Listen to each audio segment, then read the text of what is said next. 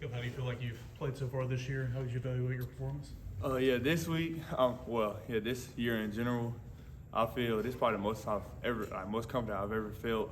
Shoot, compared to my first 2 years, obviously, I remember talking about just trying to find myself last year. That was my biggest thing, and just trying to just not get tired, because the previous 2 years I was just getting tired of doing the same thing over and over again. And actually looking at this as an opportunity. So, this year I'm happy about this year. I know I have plenty more in tank. Where do you think you had that mental breakthrough, I guess, where you felt like you found yourself and you don't get caught up in the monotony of the day-to-day? Within the first 2 months of this year, when I took that little social media break and just got my mind away from football and just took the time to take care of my body, myself, my mind, and just spend time with my family. But I feel like that was around the time, yeah. What was it like having 2 sacks and 3 plays there last week? What was it? Just need to get something going. I feel like, guys we were kind of dead on the on the sideline. So I just feel like, somebody had to come up and make a play. But when I saw those 2 pass opportunities come up, I was like, yeah, I gotta go. I gotta beat them because these, I remember when I got in, I really got any pass plays. So I got to take advantage of them.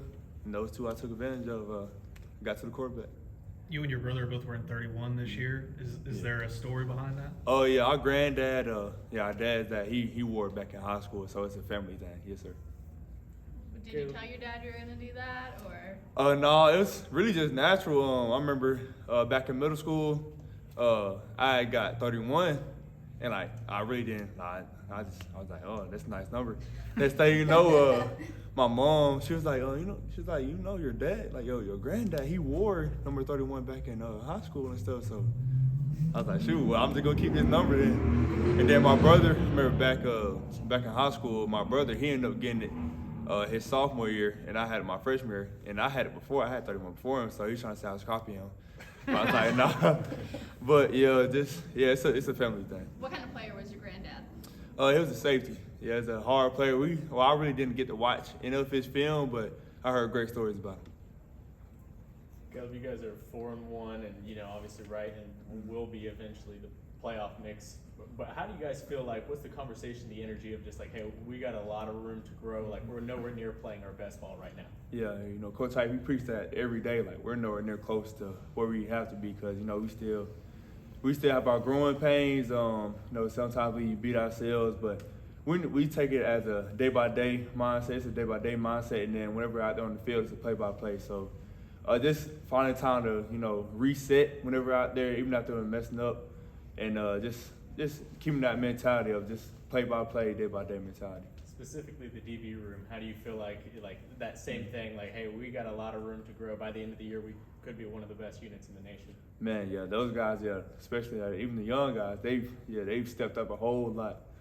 They've been doing what they've been asked to do, and just guys even if there is a mistake, we are guys to uplift them. That's something that Coach Hype preaches, and even the players preach to the coaches. We're the type to uplift everybody, and just move on to the next play. You've been writing a lot of stuff on your sleeves this year. What are some of those messages, and why have you chosen to do that? So obviously got the crosses. Just my faith is growing a whole lot since this year. And then I have my mom's initials, brother's initials, my pet's initials, and then what else? I have my favorite Bible verses on there. Matthew 9 verse 29 is, if you believe it, you will receive it. Basically, that's what it's saying. And then I have Philippians 4 verse 13. I can do all things in Christ, but I feel like whenever I have all those things written on me, I feel like that's where a lot of my confidence comes from. Because me and Josh Joseph, we preach to each other. Just play fast, and God has the rest. What is it like being a part of a team that does have so much faith interwoven into them? Obviously, running out pregame, going to the other end zone, all the videos of Joey Aguilar going viral for him reading the Bible. What is that like being a part of a team like that? I'll say it feels amazing. I feel like we've been really intentional with that, especially with our Chapel Seawalk. He's really preached that his message is, you know, just really just glorifying God in everything you do, and we take that serious. So just continue to take those steps and just continue to grow in faith. We know we aren't perfect, but we still strive to be like God. So just trying to keep that going. You guys have 4 defensive touchdowns this year. How much do you guys work on not only getting the turnovers, but turning them into immediate points? Man, Coach Banks, he's serious when it comes to that stuff.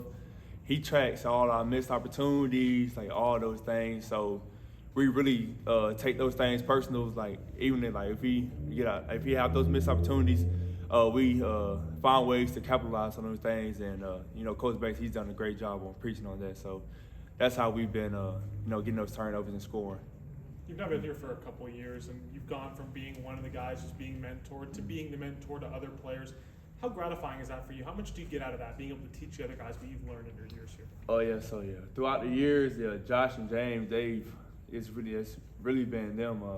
Josh, James, and then Roman too, because you know after my freshman year, it was really just back to it was Josh and James. They had younger guys below me, so they've done an amazing job. Just taking their coaching.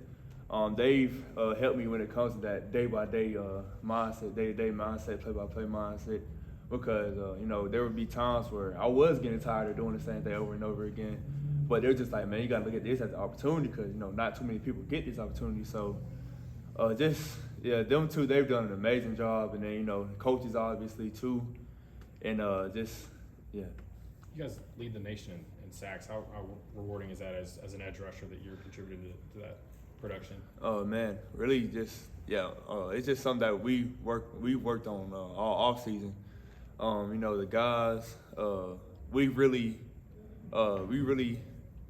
wait, you guys trying to get my back. You guys lead the country in sacks. How rewarding is it to be part of that group, the edge group that's contributing to that? Oh yeah, it feels amazing. Guys, there's been times where we have certain plays where we have to be selfless to help other guys. So we just that's been our biggest message, and then just straining. Coach G, Coach Chop, all of them, they really preached on straining when it comes to getting a sack, because a lot of guys we were getting the pressures, but we just weren't getting the sacks. We weren't closing on them. So our biggest message was straining and actually closing on those sacks, and it's obviously showing this year. How much have you peeked ahead Last of question. Arkansas? Taylor Green's a special dual threat talent. I know you guys are working on yourselves right now, but how much do you know about him? Oh wait, what was the question? Taylor Green, Arkansas. I know you guys are working on yourselves right now, but how much do you know? How much have you watched him as a quarterback for Arkansas? Yeah, he's very long. I remember saw him last year. We try to say he was like a skinnier guy, but he's actually he's pretty big. He's a big guy. He runs like a deer. And he's a heck of a ball player. So we focusing a lot on him. Obviously he has the supporting system, good old line, great skill players too. So just trying to key in on those little things, and just seeing that he's a heck of a ball player. So. All right. Thanks, Amen. Caleb. Thanks, Caleb. Thank you.